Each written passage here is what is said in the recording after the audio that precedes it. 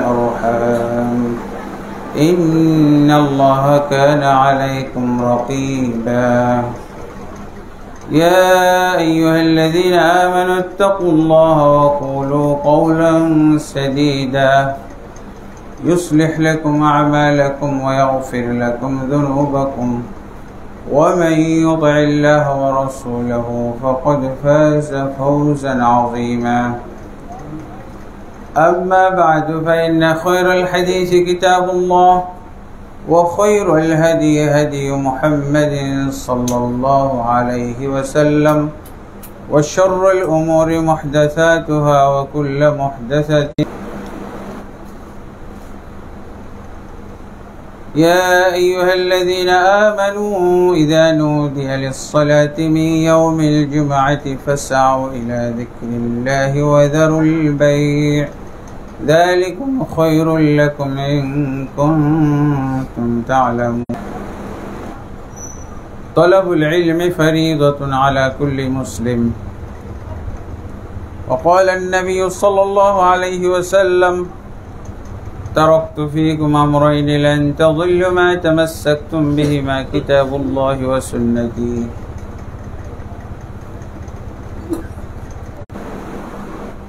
তার ইবাদতের একটা ঘর মসজিদ, জামে মসজিদ আল্লাহ তাবারক ওয়া তাআলা আমাদেরকে করার তৌফিক দান করেছেন।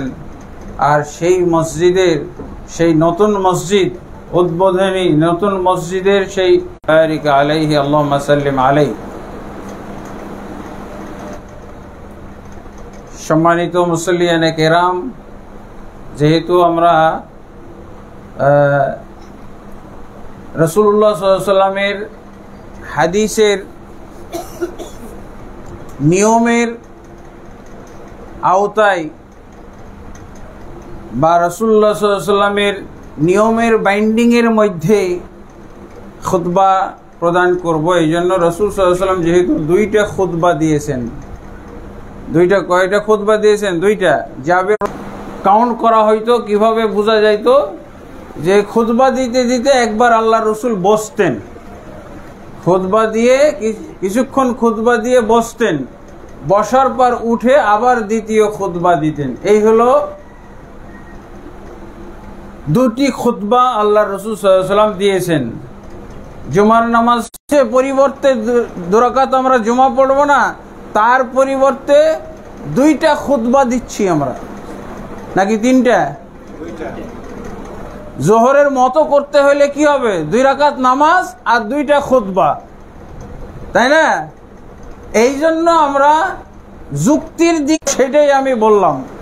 আল্লাহ রাসূল সাল্লাল্লাহু আলাইহি ওয়াসাল্লাম 2টা খুতবা দিয়েছেন। 2টা খুতবা কি?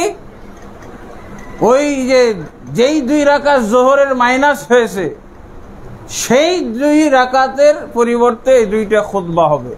3টা হবে না, 4টা হবে না। 3টা হলে কি হবে? তাহলে জোহরের নামাজ 5 রাকাত হয়ে গেল। যদি 4টা খুতবা দেই তাহলে জোহরের নামাজ 6 রাকাত হইল। ঠিক আছে? আর একটু বিষয় আমি খুতবার শুরুর আগেই বলেছিলাম, যখন আমি তো এই জন্য আমরা আগেই বলেছি, এসেই আমি 2 রাকাত নামাজ পড়েছি মুসাফির হিসেবে এবং জুমার। আর মুসল্লি যারা বসেছিলেন তাদের সবাইকে বলেছি, যেহেতু তিনটা খুতবা হবে না, রাসূল সাল্লাল্লাহু আলাইহি ওয়াসাল্লামের হাদিস অনুযায়ী 2টা পড়া হয়, যে দোয়া পড়া হয়, এগুলো আপনারা, যেহেতু বয়ান আর খুতবা একসাথে হয়ে গেছে, এতে করে ফায়দাটা কি? যে খুতবার মধ্যে যা হাদিস বলা হচ্ছে, যা কোরআনের আয়াত বলা হবে, সব আপনারা বয়ানের মতো করে তরজমা এবং তাফসীর বুঝতে পারবেন। যেহেতু আল্লাহ রাসূল সাল্লাল্লাহু আলাইহি ওয়াসাল্লামের আইন আছে, আল্লাহ রাসূল সাল্লাল্লাহু আলাইহি ওয়াসাল্লামের হাদিস আছে, ইযা দাখালা আহাদুকুমুল মাসজিদা ফালা ইয়াজলিস হাত্তা ইউসাল্লি রাকাতাইন। রাসূলের আইন হলো, রাসূলের নিয়ম হলো, যখনই কোনো ব্যক্তি মসজিদে প্রবেশ করবে, এখন দেখা যাচ্ছে যে আল্লাহ রাসূল খুতবা দিচ্ছেন আর একজন সাহাবী তিনি বসে গেছেন ডাইরেক্ট। উনি মনে করেছেন যে আল্লাহ রাসূল খুতবা দিচ্ছেন, খুতবা চলাকালে হয়তোবা নামাজ পড়া যায় না। একটা হাদিসও আছে অবশ্য, ইদা খাতাবা ইমাম ইদা বাদাল ইমাম ফিল খুতবা ফালা সালাতা ওয়ালা কালামা। বলা হয়েছে যে তখন আর কথাও বলা যাবে না, নামাজও পড়া যাবে না। কিন্তু হাদিসটা হলো জাল। কোনটা সহি হাদিস? যেটা অবস্থায় মসজিদে ঢুকে কি করেছেন, উনি বসে গেছেন, আল্লাহ রসুল কিন্তু সেটা ফলো করেছেন। এই লোক তো 2 রাকাত নামাজ পড়ে নাই, কমপক্ষে 2 রাকাত পড়তে হবে, কমপক্ষে। খুতবা চলাকালে শুধু 2 রাকাত পড়া হবে। খুতবা চালু হওয়ার আগে 4 রাকাত, 6 রাকাত, 8 রাকাত, 10 রাকাত, 50 হবে। বসতে হলেই 2 রাকাত তাকে পড়তে হবে, দাঁড়িয়ে থাকা তো যাবে না। তাহলে এই জাল হাদিসের প্রথম অংশটা ঠিক আছে, আর দ্বিতীয় অংশটা ঠিক নাই। সালাত পড়তে হবে, এটা হলো ঠিক। কিন্তু হাদিসে কি বলছে? সালাত পড়াও যাবে না, এটা হলো ভুল কথা। ওয়ালা কালামা, কালাম করা যাবে না, এটা ঠিক আছে। কিন্তু এটা জাল হাদিসের কারণে ঠিক না। সহি হাদিসে আছে যে রাসূলুল্লাহ থাকো, তাহলে যে বলবে চুপ থাকো, এর জুমা আর হবে না। তাহলে যে কথা বলেছে তার জুমা হবে না? সহজ বিষয়। কথা বলছি আমি, আমাকে চুপ থাকো বলাতেই যদি আমার জুমা না হয়, তাহলে যে কথা বললো ওর জুমা তো কল্পনাই করা যায় না। কল্পনা করা হলো বয়ান। এবার বুঝতে পেরেছেন বয়ান আর খুতবা কিভাবে একাকার। কক্সবাজারে আমি যখন একটা মসজিদ, কক্সবাজার সমুদ্র বিচের সাথে যে একটা মসজিদ আছে, পর্যটক মসজিদ, আপনারা গেলে দেখবেন, কলাতুলি। এই মসজিদের উদ্বোধনের দিন ডিসি, এসপি, এমপি আর এমপি সবাই ছিল। এত তারা মানে চমৎকৃত হয়েছিল এবং এত পছন্দ করেছিল যে আমরা তো কখনোই এরকম এই সিস্টেমটা দেখি নাই, খুতবা আর বয়ান একসাথে। এতে করে ফায়দাটা কি হলো? আমার 4 ঠিক আছে, জোহরের নামাজের পরিবর্তে খুতবা না, 2টা খুতবা। জোহরের নামাজ কয় রাকাত ছিল? 4 রাকাত। পড়বো 2 রাকাত পড়বো আর 2টা খুতবা দেব, 3 হইলে তো মিলল না। তাহলে জোহরের নামাজ কি 5 রাকাত নাকি? যদি আমি আর আপনি যদি বলেন যে বসে বসে খুতবা দিয়েছি, এটা খুতবা না, তাহলে তো আপনি বসে বসে খুতবা দিলে তাহলে এটা খুতবা না। তাহলে আমি একটা শুয়ে শুয়ে দিই, হ্যাঁ, শুয়ে শুয়ে দিলে ওটাও খুতবা না। এভাবে করে কি 4 হয়ে যেতে পারে? এভাবে কি 4-5 বানানো যাবে? একটা শুয়ে শুয়ে দেখলাম, একটা কাত হয়ে দিলাম, একটা রুকু অবস্থায় দিলাম, এটা কি কাহিনী? সোজা কথা, রাসূল সাল্লাল্লাহু আলাইহি ওয়াসাল্লামের হাদিস, জাবের রাদিয়াল্লাহু বলছেন, কানা রাসূলুল্লাহ সাল্লাল্লাহু আলাইহি ওয়াসাল্লাম খুতবাতান ইয়াজলিসু বাইনাহুমা। রাসূল সাল্লাল্লাহু আলাইহি ওয়াসাল্লাম 2টি খুতবাই দিতেন, মাঝখানে বসতেন, বাস। আর এর মধ্যে কি করতেন? এই খুতবার মধ্যে কি করতেন? কানা ইয়াকরাউল কোরআন, আল্লাহ রাসূল কোরআন তেলাওয়াত। খুতবার মধ্যে কি হবে? কোরআন পাঠ হবে। তিনি কোরআন পাঠ করতেন, কোরআনের আয়াত পাঠ করতেন। আর কি করতেন? ইউযাক্কিরু বিহান নাস। এই কোরআনের আয়াতগুলো পাঠ করে করে আল্লাহ রাসূল বুঝিয়ে, ব্যাখ্যা করে, বিশ্লেষণ করে বুঝিয়ে দিতেন। ইউযাক্কিরুন নাস, বুঝিয়ে দিতেন। জিকির মানে হলো সুবহানাল্লাহ, আলহামদুলিল্লাহ, আলহামদুলিল্লাহ পড়া। আর ইউযাক্কিরু মানে হলো মানুষকে উপদেশ দেওয়া, ওয়াজ করা, আদেশ নিষেধ করা, তাদের জন্য যা কল্যাণজনক সেটা বলা, তাদের জন্য যেটা অকল্যাণজনক সেটা থেকে নিষেধ করা। এটাকে বলা হয় ইউযাক্কিরুন নাস, রাসূলুল্লাহ সাল্লাল্লাহু আলাইহি ওয়াসাল্লাম। তাহলে কি বলছেন বুঝাবো, বুঝবেন আপনারা পরে, কিন্তু খুতবার পরে আমি ঠিকই ধরবো যে আমি আজকে রাসূল সাল্লাল্লাহু আলাইহি ওয়াসাল্লাম কি করতেন? ইউযাক্কিরুন নাস। আয়াতগুলোর মাধ্যমে জিকির, তাজকির করতেন। জিকির না, তাজকির করতেন। তাজকির মানে হলো ওয়াজ, নসিহত, বুঝানো। এগুলো হলো সহিহ মুসলিমের হাদিস। আর কি বুঝাইতেন আল্লাহ রাসূল সাল্লাল্লাহু আলাইহি ওয়াসাল্লাম? আর একটা হাদিসে আছে, এটা সুনান ইবনে মাজার, 2টা হলো সহিহ। সহিহ বুখারী, সহিহ মুসলিম, আবু দাউদ, তিরমিজি, নাসাই, ইবনে মাজাহ। তো ইবনে মাজাহ শরীফের মধ্যে, ইবনে মাজাহর মধ্যে একটা হাদিস এসেছে, আল্লাহ রাসূল সাল্লাল্লাহু আলাইহি ওয়াসাল্লাম ইউযাক্কিরুন নাস, আল্লাহ রাসূল সাল্লাল্লাহু আলাইহি ওয়াসাল্লাম যে উপদেশ দিতেন, মানুষকে ওয়াজ করে শুনাইতেন। উবাই ইবনে কাব রাদিয়াল্লাহু আনহু বলছেন, উবাই ইবনে কাব রাদিয়াল্লাহু আনহু তিনি উপস্থিত বসা, খুতবা শুনছেন।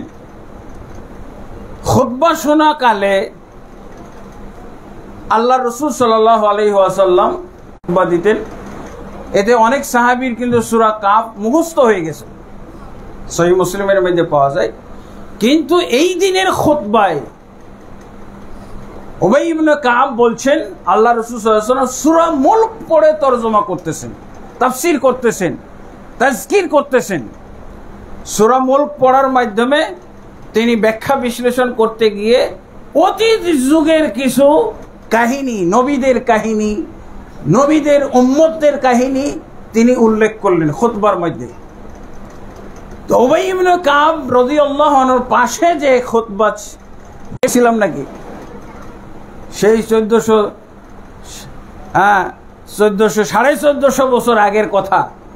উবাই ইবনে কাব ছিলেন কোরআনের মহাপণ্ডিত। আবু যার গিফারি রাদিয়াল্লাহু আনহু ওই খুতবা চলাকালে উবাই বিন কাবকে জিজ্ঞেস করছে, এই ভাই সূরা মুলকটা কবে নাজিল হইল? এই যে আল্লাহ রাসূল আজকে যে খুতবায়, কখনো জানি না কখন নাজিল হয়েছে ভাই। উবাই ইবনে কাব বলছে, ইশারা করে শুধু বলছে,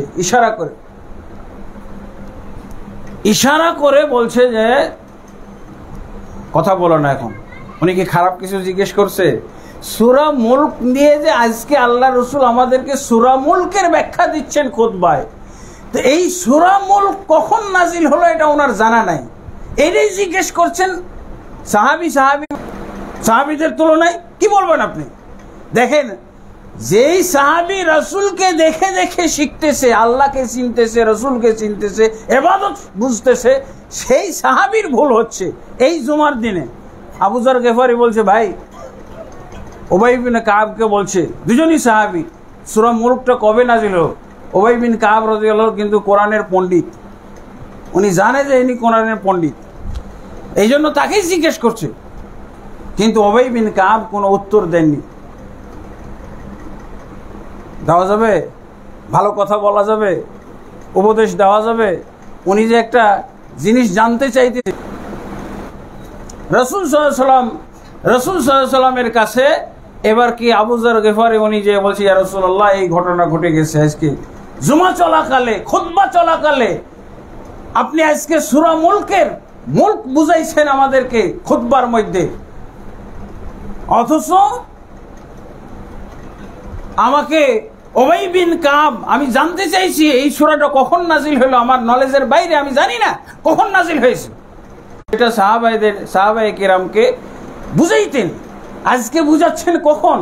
খুতবার মধ্যে, খুতবার বিষয় বানিয়ে দিয়েছেন সূরা মুলক, নতুন সূরা নাজিল হয়েছে সূরা মুলক বুঝাচ্ছেন। সাহাবী আবু যার গিফারি জিজ্ঞেস করলেন, ইয়া রাসূলুল্লাহ আমি এরকম উবাই বিন কাবকে জিজ্ঞেস করছিলাম, উবাই বিন কাব নীরবতার মাধ্যমে আমাকে ইশারা করে চুপ থাকতে বলেছেন, আমাকে উনি আর জানাননি। জমা হয় নাই মানে কি, জোহর হয়েছে। জমা হওয়ার জন্য, জুমার বাড়তি ফজিলত না, এই বাড়তি জুমার যে ফজিলত, জুমার যে পুরস্কার, জুমার যে বোনাস, এইটা তুমি পাওনি। তোমার হয়তো জোহর আদায় হয়ে গেছে, ফরজ আদায় হয়ে গেছে, কিন্তু তুমি বোনাসটা থেকে বঞ্চিত হয়েছো। খবরদার, খুতবা চলাকালে কথা বলা যাবে না, কোনো কাজ করা যাবে না, এবং কোনো ব্যক্তি যদি কথা বলে খুব জোর তাকে ইশারা করে নিষেধ করবেন, কোনো শব্দ উচ্চারণ করার মাধ্যমে না। আজকে তো এটাই বিষয় হওয়া দরকার, তাই না? জুমার মসজিদে জুমার সম্পর্কে আলোচনা হবে, মসজিদ সম্পর্কে আলোচনা হবে, হ্যাঁ, মসজিদ সম্পর্কেই খুতবা হবে। কোরআনে যা আছে, হাদিসে যা আছে, আল্লাহ তাবারক ওয়া তাআলা একটি জায়গায় একটি সূরার মধ্যেই শুধুমাত্র সূরা জুমা, একটা সূরার নামই আল্লাহ রাখছেন কি সূরাতুল জুমা। আর ফাসআউ ইলা যিকরিল্লাহ, তখন তোমরা আল্লাহর জিকিরের জন্য দৌড়ে আসো। উত্তম জিকির হলো কোরআন, কোরআনের আয়াত তেলাওয়াত করা। কোরআনের আয়াত তেলাওয়াত করেছি, কোরআনের আয়াতগুলো আপনাদেরকে বুঝিয়েও দিচ্ছি। রাসূল সাল্লাল্লাহু আলাইহি ওয়াসাল্লামের হাদিস পাঠ করছি, সেই হাদিসগুলো আপনাদেরকে বাংলায় বুঝিয়ে দিচ্ছি। আল্লাহ তাআলা আমাদেরকে বুঝার তৌফিক দান করুন। এবার আমরা মসজিদ বিষয়ে কিছু আলোচনা, মসজিদ বিষয়ে কিছু খুতবা আপনাদের সামনে তুলে ধরব। এই যে মসজিদ আমরা তৈরি করেছি, এই মসজিদ কেন তৈরি করেছি? এই মসজিদের চেয়ে আরো সুন্দর সুন্দর মসজিদ পৃথিবীতে আছে না? এই এলাকায় তো আছে, এই এলাকায় আছে না? পৃথিবীর যত সুন্দর এবং যত ভালো মসজিদ, যত উত্তম মসজিদ, যত নামকরা মসজিদ, যত কেন্দ্রীয় মসজিদ আছে, জাতীয় মসজিদ আছে, বাংলাদেশের জাতীয় মসজিদ কি কোথায়? মক্কা, মক্কাতে আছে। এই মসজিদুল হারাম, এটা কিন্তু আল্লাহ রাসূল সাল্লাল্লাহু আলাইহি ওয়াসাল্লাম থেকে শুরু না, আরো আগে ইব্রাহিম আলাইহিস সালাম এই মসজিদ কাবা তৈরি করেছিলেন। কাবা ঘরকে তৈরি করেছিলেন ইব্রাহিম আলাইহিস সালাম। এরপরে এই ইব্রাহিম আলাইহিস সালামের কাবা ঘর নবী সাল্লাল্লাহু আলাইহি ওয়াসাল্লামের জন্মের আগে একবার ভেঙে তৈরি করা হয়েছে। আপনারা যারা ইসলামের ইতিহাস পড়েছেন তারা জানেন, রাসূল সাল্লাল্লাহু আলাইহি ওয়াসাল্লামের জন্মের পর আল্লাহ রাসূল সাল্লাল্লাহু আলাইহি ওয়াসাল্লাম যখন ছোট্ট ছিলেন, 15-20 বছর যখন তার বয়স, বা আরো কম, বালেগও হননি, এমন সময় মসজিদ তৈরি করা হয়েছিল, এই মসজিদুল হারাম। কারা তৈরি করেছিল? রাসূল সাল্লাল্লাহু আলাইহি ওয়াসাল্লাম করেছিলেন। রাসূল সাল্লাল্লাহু আলাইহি ওয়াসাল্লাম কি তখন নবী ছিলেন? 40 বছর বয়সে রাসূল সাল্লাল্লাহু আলাইহি ওয়াসাল্লামকে নবুয়ত দেওয়া হলো না গারে হেরা পর্বতে? তো এই মসজিদুল হারাম তৈরি করা হয়েছিল রাসূল সাল্লাল্লাহু আলাইহি ওয়াসাল্লামের নবী হওয়ার আগে। তো কারা করলো? নবী সাল্লাল্লাহু আলাইহি ওয়াসাল্লাম যখন নবুয়ত পাননি, শিশু নবী, 15-16 বছর বয়স, 20-এর নিচে তার বয়স, আরো 20 বছর পর নবী হয়েছেন। তখন এই মসজিদটা কারা বানিয়েছিল বলতে পারবেন? মাওলানা আবু জাহাল। হ্যাঁ, মসজিদ বানায় যে ও ভালো মানুষ না? আল্লাহ রাসূল সাল্লাল্লাহু আলাইহি ওয়াসাল্লামের নবী হওয়ার আগে যে মসজিদটা তৈরি করা হয়েছিল, তার ইতিহাসটা কোথায় আছে? সূরা তওবা। সূরা তওবা কোথায় পাবো আমরা? কোরআনের মধ্যে। কোরআন কি জেনতেন গ্রন্থ নাকি? কোরআনের লেখক কে? কোরআনের কোন লেখক আছে? মুহাম্মদ সাল্লাল্লাহু আলাইহি ওয়াসাল্লাম। মুহাম্মদ সাল্লাল্লাহু আলাইহি ওয়াসাল্লামও কোরআনের লেখক না, কোরআনের মালিক কোরআন। কোরআন হলো কালামুল্লাহ, আল্লাহর কালাম, আল্লাহর বাণী। আল্লাহ মসজিদুল হারাম যে নতুন মসজিদ বানানো হয়েছিল একবার, এবং তারা আবু জাহালরা বানাইছিল, আবু জাহাল, আবু লাহাবরা, এবং মসজিদ কমিটির সবাই ছিল কাফের না মুসলমান ছিল? মসজিদ বানাইলে কি মুসলমান হয়ে যায়? মসজিদ বানাইলে মুসলমান হয় না। দেখেন আপনার ইতিহাসটা, আপনার বাংলা তরজমা তো অবশ্যই হবে। এই দাওয়াতটা দেওয়ার কারণে পিস টিভি বন্ধ করে দিয়েছে। বলছে তাহলে দাওয়াত দিবে কে? জনসাধারণ তো আমাদের জিম্মি, হুজুরদের জিম্মি। হুজুররা যা বলবো এটা করো, এটা করবে, এটা করো না, এটা করো না। এখন যদি জনসাধারণ নিজেরাই কোরআন পড়ে পড়ে কিছু জেনে ফেলে, বুঝে ফেলে, তাহলে তো আমাদের বিপদ, আমাদের দাওয়াত কমে যাবে, আমাদের সম্মান কমে যাবে, আমাদের টাকা কমে যাবে, আমাদের হাদিয়া কমে যাবে। 207টা এপিসোড আমি রেকর্ড করে দিয়ে আসছিলাম পিস টিভি। এই দাওয়াত, এটা কি খারাপ? এই কথাগুলো কি খারাপ? আল্লাহ কি নাজিল করেছেন? সর্বপ্রথম মুহাম্মদ সাল্লাল্লাহু আলাইহি সাল্লামকে যখন নবুয়ত দেওয়া হলো, ওয়াহি আসলো, জিবরিল আলাইহিস সালাম এসে যেই কথাগুলো শুনিয়েছিল সেগুলো কি জানেন? ইকরা বিসমি রাব্বিকাল্লাযী খলাক, ইকরা বিসমি রাব্বিকাল্লাযী খলাক, পড়ো তোমার রবের নামে যিনি সৃষ্টি করেছেন। এই কথা না? তাহলে ইসলাম ধর্ম হলো ইকরার ধর্ম, পড়তে হবে, সবাইকে পড়তে হবে। পড়া নিষেধ যে করবে জানবেন এটা ইবলিস। যদিও সে পীর বেশে আছে, যদিও সে মুফতি দাবি করতেছে, যদিও সে মুহাদ্দিস দাবি করতেছে, যদিও সে বড় হুজুর দাবি করতেছে, যদিও সে হক্কানি হুজুর দাবি করতেছে, ভণ্ডগুলোর কথা বাদই দিলাম, যদি আপনাকে কোরআন পড়তে নিষেধ করে, কোরআন তরজমা পড়তে নিষেধ করে, কোরআনের তাফসীর পড়তে নিষেধ করে, জানবেন এটা ধর্ম হলো ইকরার ধর্ম, পড়াশোনার ধর্ম, অজ্ঞতার ধর্ম নয় ইসলাম। আর লা ইলাহা ইল্লাল্লাহর পূর্বে সূরা মুহাম্মদের 19 নম্বর আয়াতে আল্লাহ কি বলছেন? ফাআলাম আন্নাহু লা ইলাহা ইল্লাল্লাহ, লা ইলাহা ইল্লাল্লাহ বলার আগে তোমাকে ইলম অর্জন করতে হবে। ফাআলাম আন্নাহু লা ইলাহা ইল্লাল্লাহ, লা ইলাহা ইল্লাল্লাহ পড়ার আগে ইলম অর্জন করতে হবে। এটা কিসের কথা? কোরআনের কথা না? সূরা মুহাম্মদের কয় নম্বর আয়াত বললাম? আয়াতগুলো মুখস্থ করেন। এই ধোঁকায় থাকা যাবে না। এইভাবে একটা চতুর্থ প্রশ্ন হলো ইকরা। তিনটা প্রশ্ন করা হবে, মান রব্বুকা, মা দীনুকা, ওয়া মান নাবিয়ুকা। 4 নম্বর প্রশ্ন হলো ওয়া মা আদরাকা। একটা কথা বলুন, লা ইলাহা ইল্লাল্লাহ পরে পরে প্রশ্নোত্তর পরে, নামাজের পরে প্রশ্নোত্তরের সময় হবে। নামাজের পরে সবাই যার যার প্রশ্ন আছে করবেন। আমার আপোষে কথা বলা যাবে না। খতিবকে প্রশ্ন করা যাইতে পারে, কিন্তু আমি কি বললাম, খুতবার সীমিত সময় তো, এখন প্রশ্নোত্তর না, নামাজের পরে প্রশ্নোত্তরের সময় দেওয়া হবে। তো 3টা প্রশ্নের উত্তর দিতে হবে। কারা দিতে পারবে? মুমিনরা, শুধু যারা খাঁটি মুমিন তারাই দিতে পারবে। ভেজাল মুমিন, মুনাফিক মুমিন এরা দিতে পারবে না। যাদের ইলম ছিল না, যারা পড়ে, বাকিরা জব দিতে পারবে না। যদিও আপনি পৃথিবীতে লক্ষ লক্ষ বার আল্লাহর নামের জিকির করেছেন, কিন্তু যখন বলা হবে মান রব্বুকা, তোমার রবকে, তখন কি বলবে? হা হা লা আদরি, আমি কিছুই জানি না। আরে এত সহজ কথা আল্লাহ বলে দাও, কিন্তু এই আল্লাহটা মনে আসবে না। মা দীনুকা, তোমার দিন কি?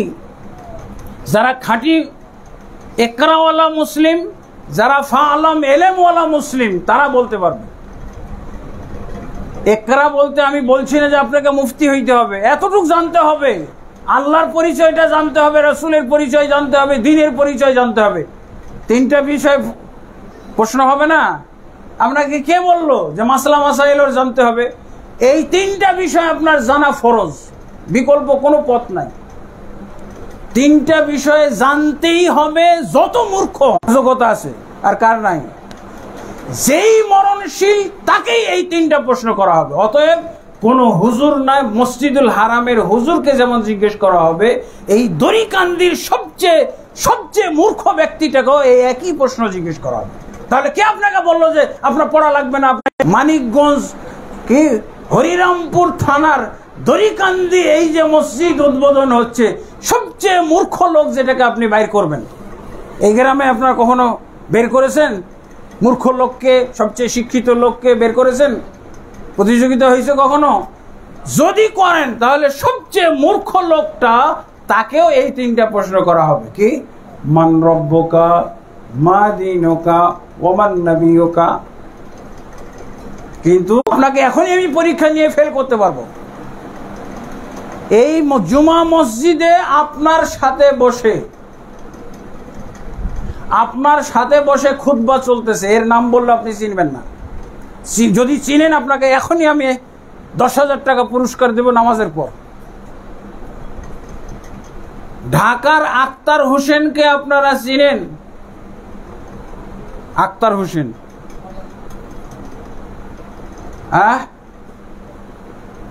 কিশোরগঞ্জের রাকিবুল ইসলামকে আপনারা চিনেন? কয়বার বললে চিনবেন বলেন তো? আপনি তো খুব ভরসা করে আছেন, মানিকগঞ্জের পীর সাহেব যেভাবে আমাকে জিকির করাই রাখছে, আমি তো সাথে সাথেই বলে ফেলবো। বলেন দেখি এবার। গোটা মসজিদ ফেল না? এটা ঠিকভাবে চিনতে হবে, জানতে হবে আল্লাহর সাথে আপনার সম্পর্কটা কি, কোরআন এবং হাদিস থেকে আপনাকে বুঝতে হবে, তাহলে আপনি বলতে পারবেন। অন্যথায় যে আজকে যেমন আপনারা হা হা লাদরি না, সব মুসল্লি তো হা হা লাদরি, একটাও কি পাশ করবে? আমি আগেই জানি কেউ পাশ করবে না। কিশোরগঞ্জের রাকিবুল ইসলাম এখানে আপনাদের সাথে নামাজ পড়তেছে, একে বলেন কে এটা? মান রাকিবুল ইসলাম? রকিবুল ইসলাম কে বলতে পারছেন? সব হা হা লাদরি না? সব হা হা লাদরি মুসলমান। বাংলাদেশের 99% মুসলমান, হুজুর মুজুর সব হা হা লাদরি হবে, চিনে না। অন্যথায় আপনি প্রস্তুত হন, আপনার গ্রামের বড় হুজুরটাকে আপনি প্রস্তুত করেন, নামাজের পরে আমি আল্লাহকে চিনে কিনা এটার ব্যাপারে ইন্টারভিউ নেব কিছু। রাসূলকে চিনে কিভাবে সেটার ইন্টারভিউ হবে, দেখা যাক কি হয়। হা হা লাদরি পার্টি নাকি জবাব দেওয়া পার্টি? এলএম 1 পাস করলো বুঝতে হবে। আল্লাহ কি দেখবে নাকি আপনি কি পাস? 3টা প্রশ্ন করবে, কিসের, কাকে করবে? কি বললাম? সবচেয়ে মূর্খ লোকটাকেও জিজ্ঞেস করবে যে 3টা প্রশ্ন মসজিদুল হারামের খতিব একই প্রশ্ন জিজ্ঞেস করবে। তাহলে এটা ধোকা দিল না আপনাকে যে আপনি মূর্খ মানুষ, আপনার পড়া লাগবে না, আপনার হাদিস জানা লাগবে না, আমি হুজুর আসি, আমি পীর আসি, খালি মুরিদ হবে আর চান্দা দিবেন, তাই হবে? এটাই তো বলতেছে নাকি? আর আমরা কি বলতেছি? না, পড়তে হবে। কারণ কি, যখন এই 3টা প্রশ্নের উত্তর কারা দিবে? যারা আল্লাহকে সঠিকভাবে দুনিয়ায় চিনেছিল, ইসলামকে চিনেছিল এবং সেই মোতাবেক আমল করেছিল, তারা সবাই জবাব দিতে পারবে। রাসূলকে যথাযথভাবে চিনেছিল, তারা সবাই জবাব দিতে পারবে। এরপরে 4র্থ প্রশ্নটা করা হবে, যারা জবাব দিতে পারবে তাদেরকে 4র্থ প্রশ্ন করা হবে। কি? ওয়ামা আদরাকা। এই 3টা প্রশ্নের যে তুমি উত্তর সঠিকভাবে দিতে পেরেছো, কারণটা কি? তখন সে যোগ্যতা অর্জন করেছিল কি, সে জবাব 4র্থ প্রশ্নের জবাব দিবে, কারাতু কিতাব আল্লাহ, আমি আল্লাহর কিতাব পড়ে জেনেছিলাম এগুলো। মান রব্বুকা, এটা আল্লাহর কিতাব থেকে জেনেছিলাম। মা দীনুকা, ইসলাম, এটা আমি আল্লাহর কিতাব থেকে জেনেছিলাম। ওয়ামান নাবিয়ুকা, এটা আমি আল্লাহর কিতাব পড়ে জেনেছিলাম, বুঝেছিলাম এবং সেই মোতাবেক কাম করেছিলাম, আমল করেছিলাম। এই 4র্থ প্রশ্নের জবাব দেওয়ার পর তাকে জান্নাতের মেহমান হিসেবে গ্রহণ করা হবে। আলহামদুলিল্লাহ। আপনাকে কে বললো ভাই আপনার কিতাব পড়া লাগবে না? কবরটা ব্যক্তিগত সবার না? কবরে 5-7 জন করে আপনাদের এলাকায় একজন হুজুর থাকে আর 5-7 জন সাধারণ পাবলিক দিয়ে কবর দেওয়া হয়। প্রশ্ন করবে, হুজুর দিয়ে দিবে। গ্রামের হুজুর, তার সাথে চলাফেরা করছেন, তাকে দাওয়াত খাওয়াইছেন, তাকে টাকা পয়সা হাদিয়া তহবা দিয়েছেন। অতএব যদি আপনি না শিখেন তাহলে এই ব্যবস্থা করতে হবে, প্রত্যেক কবরে হুজুর দিতে হবে। আর হুজুরই কয়জন পাস করে, আমি তো বললাম নামাজের পরে ইন্টারভিউ নেওয়া হবে। আলহামদুলিল্লাহ। তাহলে আমাদেরকে পড়ার কোনো বিকল্প নাই। ধোঁকাবাজ যারা বলছে না পড়তে হবে না, ধোঁকাবাজ এরা, আপনাকে কবরে হা হা লাদরি বলাবে। এরা যারা বলছে না আপনার কোরআন হাদিস বুঝতে হবে না, এরা সবাই নিজেও হা হা লাদরি, আপনাকেও হা হা লাদরি পার্টি বানাইতে চাই। আলহামদুলিল্লাহ। তো অবশ্যই আমাদেরকে এলেম অর্জন করতে হবে। রাসূলুল্লাহ সাল্লাল্লাহু আলাইহি সাল্লাম এই কারণে খুতবাতেও কোরআন বুঝাইতেন। আল্লাহু আকবার। কানা ইয়াকরাউল আয়াত ইউযাক্কিরু বিহান নাস। সহিহ মুসলিমের হাদিস, আল্লাহ রাসূল সাল্লাল্লাহু আলাইহি ওয়াসাল্লাম এই খুতবার মধ্যে কানা লিরাসূলিল্লাহ সাল্লাল্লাহু আলাইহি ওয়াসাল্লাম খুতবাতানি, রাসূল সাল্লাল্লাহু আলাইহি ওয়াসাল্লাম 2টা খুতবা দিতেন, মাঝে একটু বসতেন। আর এই খুতবার মধ্যে কি করতেন? ইকরাউল আয়াত, তিনি কোরআনের আয়াত। হা হা লাদরি, আমি তো খুতবা কিছুই বুঝতাম না, খালি বয়ানটা বুঝতাম। কিন্তু আপনি তো বয়ানই দেননি। আজকে বয়ানের দরকার আছে? বয়ান হয়ে যেতেছে না সাথে সাথে। একটা খুতবার একটা কোরআনের আয়াত, একটা হাদিস, একটা দোয়া কিছুই বাদ যাবে না, সব আপনার বুঝবেন, সব আপনি বুঝে যাবেন। রাসূলুল্লাহ সাল্লাল্লাহু আলাইহি সাল্লাম তার আর দুইটা খুতবাও ঠিক থাকতেছে, 2 রাকাত নামাজ, জোহরের বিকল্প 4 রাকাত, 4 রাকাতই ঠিক আছে আলহামদুলিল্লাহ। সব খাবে খাবে মিলে যাচ্ছে না? রাসূলুল্লাহ সাল্লাল্লাহু আলাইহি সাল্লামের সুন্নাহ, রাসূলুল্লাহ সাল্লাল্লাহু আলাইহি সাল্লাম মুমিন মুসলিমদেরকে বলে দিয়েছেন, গাইড গ্রন্থ দিয়ে দিয়েছেন। আল্লাহ তো আমাদেরকে ইবাদতের জন্য সৃষ্টি করেছেন, তাই না? কিন্তু ইবাদত কি যা ইচ্ছে তাই করলে হবে? ইবাদত কিভাবে করতে হবে? রাসূল সাল্লাল্লাহু আলাইহি সাল্লাম যেভাবে ইবাদত শিক্ষা দিয়েছেন সেটা আল্লাহ রাসূল নিষেধ করে গেছেন কোথাও? তো কোরআন এবং হাদিস আছে, কিয়ামত কাল পর্যন্ত থাকবে, কিন্তু আমরা এই কোরআন এবং হাদিসকে দাফন করে রেখেছি। এগুলো উঠাইতে হবে। এই কোরআন হাদিসকে কবর থেকে বের করতে হবে। ঘরে ঘরে কোরআন হাদিসের কবর রচনা করেছি আমরা। এই কোরআন এবং হাদিসকে বের করতে হবে, উদ্ধার করতে হবে। এই কুমেদের সর্বশ্রেষ্ঠ মসজিদ, মসজিদ বানাইলে কি মুসলমান হওয়া যায় নাকি?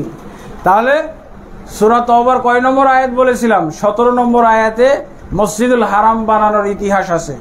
কি আছে এখানে? মা কানা লিল মুশরিকিনা ইয়ামুরু মাসাজিদাল্লাহ শাহিদিনা আলা আনফুসিহিম বিল কুফর উলাইকা হাবিতাত আমালুহুম ওয়া ফিন নারি হুম খালিদুন। আল্লাহ কি বলছেন?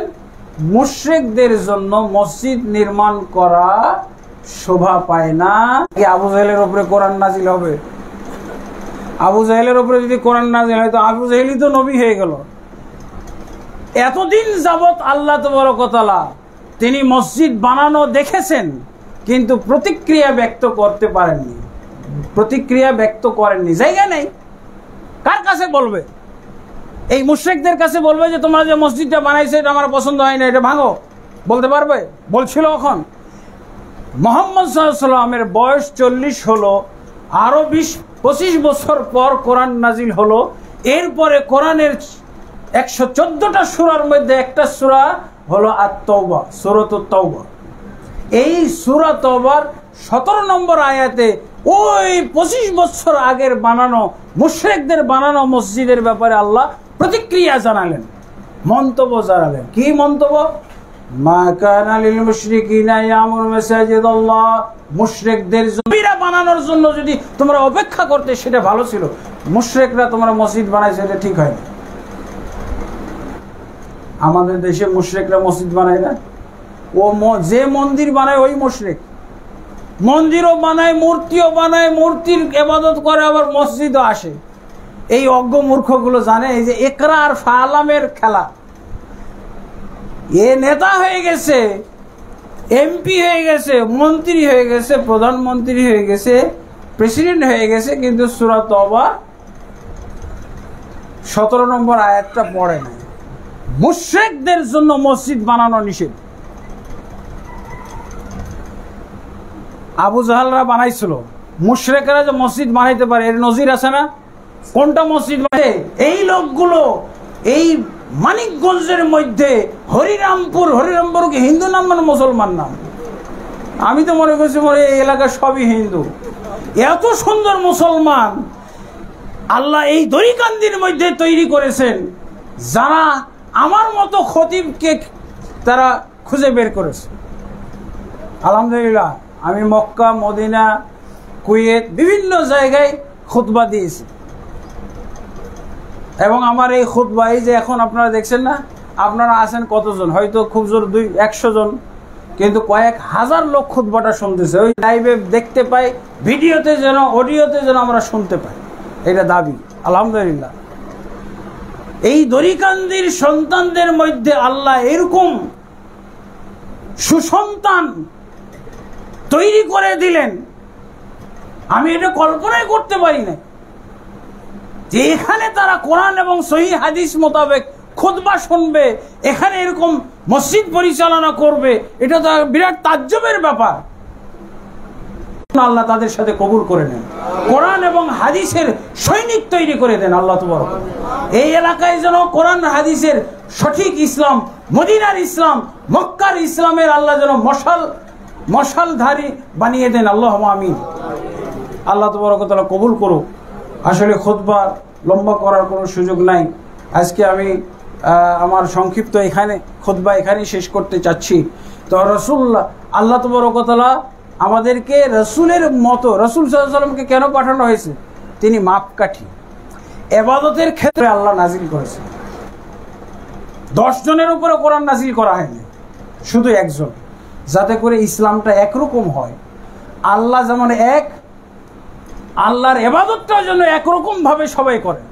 মক্কা মদিনার মানুষ যেভাবে ইবাদত করে, দরিকান্দি, হরিরামপুর আর মানিকগঞ্জের মানুষ ওইভাবে করবে না কেন? এরা কি বেশি সহি? আমরা কি এখন মানিকগঞ্জ থেকে কিছু হুজুর প্রেরণ করবো মক্কা ঠিক করার জন্য, মদিনা ঠিক করানোর জন্য, নাকি মক্কা মদিনা থেকে আমরা কিছু আলেম আনবো আমরা ঠিক হওয়ার জন্য? কোনটা করা দরকার? কিয়ামত কাল পর্যন্ত মক্কা মদিনা হলো সঠিক ইসলামের ঠিকানা, আর কিয়ামত কাল পর্যন্ত সকল মুসলমানের ইসলামের ঠিকানা হলো কোরআন এবং হাদিস। আপনি যদি ইসলামের সঠিক ঠিকানা জানতে চান তাহলে কোরআনে যাইতে হবে, হাদিসে যাইতে। আমরা কি করি? টাকা পয়সা টিকিট কাইটে যায়, চলো পীর সাহেবের বাড়ি যাই। কি রে ভাই, তোমার বাড়িতে কোরআন আছে? ইসলামের আসল ঠিকানা, নির্ভুল ঠিকানা হলো কোরআন। ভুল কথা। ইসলাম বুঝার জন্য চলেন ওই পীর সাহেবের কাছে। বিশ্ব জাকের মঞ্জিল, বিশ্ব মুমিন মঞ্জিল, বিশ্ব আর কি ওগুলো বলে, দরবারে চলেন, অমুক দরগাতে চলেন, অমুক খানকায় চলেন। আরে আপনার আসল ইসলামের ঠিকানা হলো আপনার বাড়িতে। এই কোরআনটা আপনার বোঝার ব্যবস্থা করেন, রাসূলের হাদিস সুন্নাহ বোঝার চেষ্টা করেন, তবেই আপনি সফল কাম।